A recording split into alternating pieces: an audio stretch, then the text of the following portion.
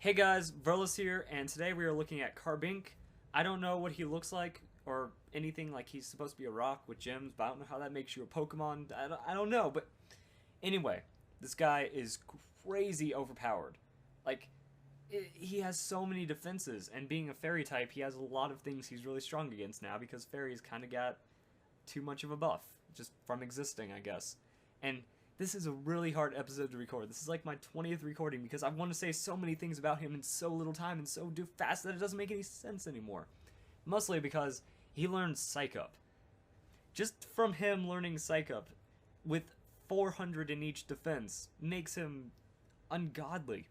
It's like taking a stronger version of Dunsparce and giving him more to Psych Up into when you do use Stockpile with any Pokemon. Because the stockpile gives 50% bonus, and when you use 3 stockpiles, you're getting 250%. That means this guy goes into the thousands for defense. Thousands. Like, that's way too strong if you can get, like, 3 stockpiles and just a quick Psych Up. If you can get any more defense boosts on that, like with Slurpuff, I was thinking he would be really good next to a Slurpuff that's already set up. You know, once Greninja goes down, just bring him in, psych up all the goodies that Slurpuff has gotten, and he'll be able to run away with it really well.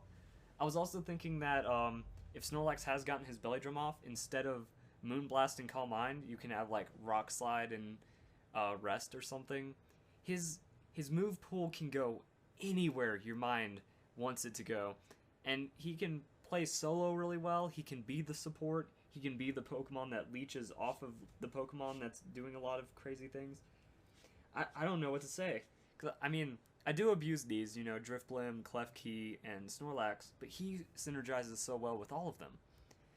I've chosen really strong Pokemon to synergize with almost every other Pokemon. As you can see, I have him paired with Stockpile or Prankster Screen. Well, Prankster Screen like Klefki or Meowstic, you know, you start off with that Reflect in case there's something really dangerous against you, go into a Light Screen. Next thing you know, in theory, you have at least 800 defense, and whatever your stockpile you have just gets multiplied even further. He's not going to go away. And I was thinking, okay, give him leftovers, make him just stick around really long and be just a pain. Other thing he can do, you can put him next to a Vivillon. Vivillon has a really good coverage because you can put your opponents to sleep, you can give him 25% extra defenses, and then you can get a really good runaway with Calm Mind and Harden. And like Carbink, he can do whatever you want him to do. If you want him to psych up, he can do it. If you want him to just get supported on, he can do it. He can fight solo. That's why I like the idea of having Trick Room on him. You can put him next to Gudra. You can put him next to a Dusclops. You can put him next to any really slow Pokemon that can do some really funny things, like Trevenant. Put him next to a Trevenant, you know, get that Trick Room going. Trevenant can Will-O-Wisp any threats, and kind of do his own thing while Carbink is doing his own thing as well. Calm Mind and Moonblast. If you get 3 Calm Minds, your special attack goes from being pitiful to relatively competitive. Let's see. His special attack with the setup I'm coming up with probably be nothing. It would be maybe 180, 200 if you're extremely lucky. So it would be really pitiful, but I mean, if you do 3 Calm Minds, it'll eventually have some bulk behind it, and in the end, you're going to be doing more damage than they are to you.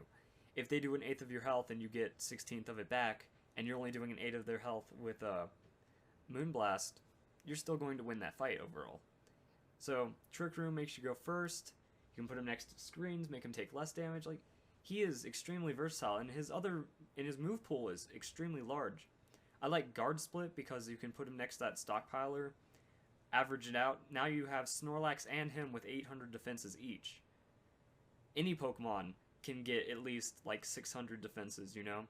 Average defense, like even without any investment, could be around 200-300.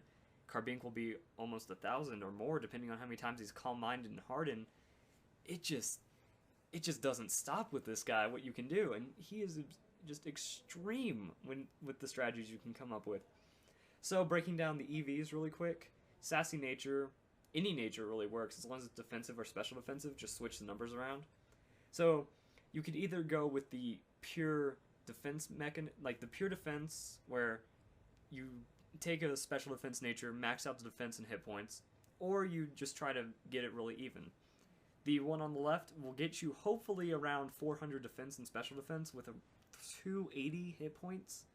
Maybe a little more than 280, so that one's really doable. With the other one, you'll get like 360, 380 defense, but a lot closer to 440 special defense. Or I had it backwards. 440... Yeah, I have no idea where my mind is anymore.